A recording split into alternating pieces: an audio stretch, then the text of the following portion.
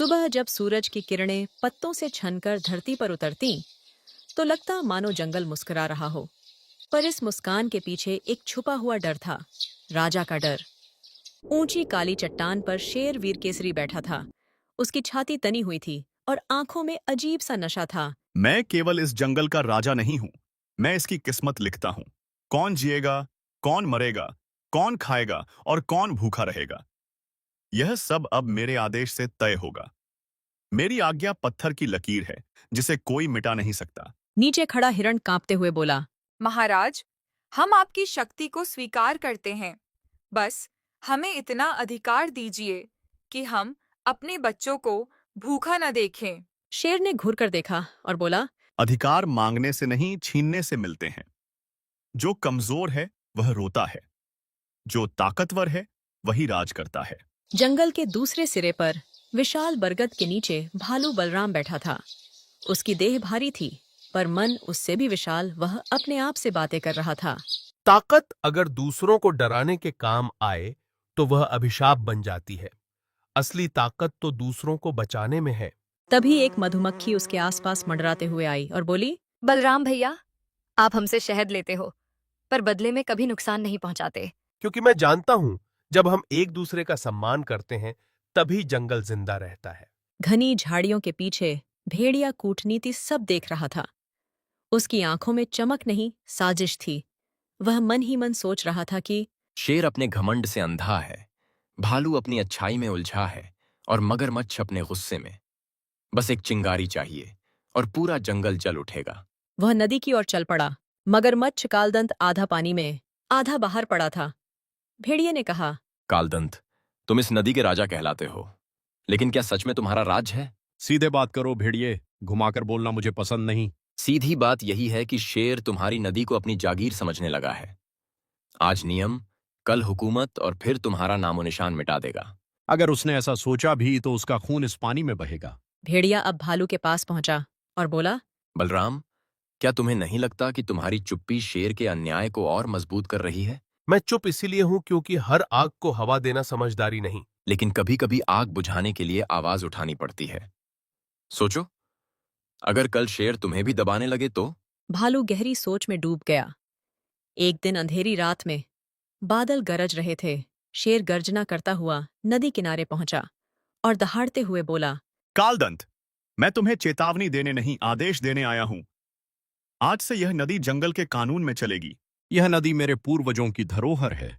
इसे मुझसे छीनने से पहले तुम्हें मुझसे गुजरना होगा। महाराज, अगर आज आपने पीछे कदम रखा तो कल कोई आपकी गद्दी पर सवाल उठाएगा। बस यह लड़ाई ताकत की नहीं, विवेक की है। अगर आज खून बहा तो हार हम सबकी होगी। बलराम, अगर तू आज मेरे सामने खड़ा हुआ तो दोस्ती खत्म समझ। शेर ने छलांग लगाई। मगरमच्छ ने उसकी टांग जकड़ ली। पानी में हलचल मच गई। शेर दहाड़ते हुए बोला, छोड़ो मुझे। भालू दोनों के बीच खड़ा हो गया और बोला, अगर किसी को मारकर राजा बनना पड़े तो ऐसा राज मुझे मंजूर नहीं। भालू की नजर भेड़िए पर गई, जो दूर खड़ा मुस्कुरा रहा था। तभी गुस्से से बोला, यही है असली गुनहगार, आग इसने लगाई है। उसने भेड़िए को पकड़ लिया। मैं तो बस सच्चाई दिखा रहा था। शेर की आंखों से घमंड उतर चुका था। वह भारी आवाज में बोला, मैं राजा तो था, पर इंसाफ भूल गया था। मेरी ताकत ने मुझे अंधा कर दिया। अगले दिन पूरी सभा में शेर ने कहा, आज से मेरा सिंहासन डर से नहीं, न्याय से चलेगा। अगर मैं गलत हूं तो मुझे रोकना। यही सच्चे राजा की पहचान है। भेड़िए को जंगल से निकाल दिया गया। बारिश हुई, नदी फिर भर गई और जंगल में शांति लौट आई। जानवरों के मन में अब भी एक सवाल था, क्या शेर सच में बदल चुका है या यह केवल डर का असर है? सुबह सुबह शेर वीर केसरी चट्टान से नीचे उतरा। यह पहली बार था जब वह सभा में सबसे ऊंची जगह पर नहीं बैठा। आज मैं तुम्हारे सामने राजा बनकर नहीं, एक जिम्मेदार प्रहरी बनकर खड़ा हूं। मैंने ताकत के नशे में तुम सबकी आवाज दबाई, लेकिन अब मैं वह गलती दोबारा नहीं दोहराना चाहता। तभी एक हाथी आगे आया और बोला, महाराज, शब्द आसान होते हैं पर बदलाव कठिन। हमें कैसे विश्वास हो कि यह डर का नहीं, समझ का फैसला है? शेर ने सिर झुका लिया। विश्वास मांगा नहीं जाता, कमाया जाता है। इसलिए आज से कुछ नए नियम बनेंगे और उन नियमों में मैं भी बंधा रहूंगा। और तभी भालू बलराम आगे आया। अगर राजा खुद नियम माने तो जंगल अपने आप सुरक्षित हो जाएगा। लेकिन नियम केवल कागज पर नहीं, व्यवहार में दिखने चाहिए। ठीक कहा। आज से कोई भी जानवर भूखा नहीं रहेगा। शिकार और पानी सबके लिए समान होंगे। अगर कोई कमजोर है तो उसकी रक्षा राजा करेगा। तभी नदी की ओर से मगरमच्छ कालदंत आया और बोला, और नदी, क्या वह फिर किसी एक की होगी? नदी किसी की जागीर नहीं, वह जीवन है।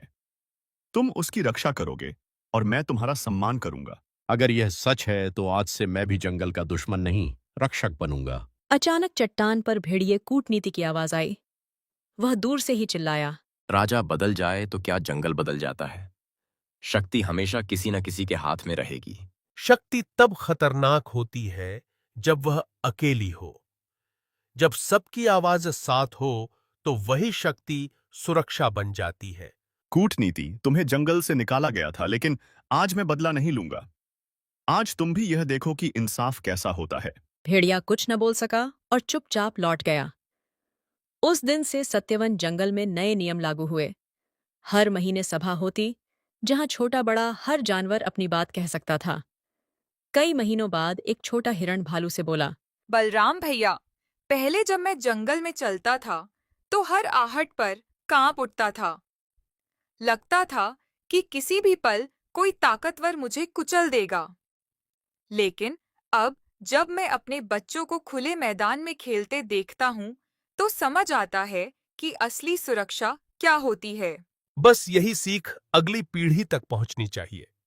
जब सवाल पूछने की हिम्मत बनी रहे और अन्याय के सामने सिर न झुके, तब समझ लेना कि जंगल का भविष्य सुरक्षित है। ऊंची चट्टान पर अब भी शेर बैठता था, लेकिन सिर ऊंचा करके नहीं, बल्कि जंगल को समझने के लिए।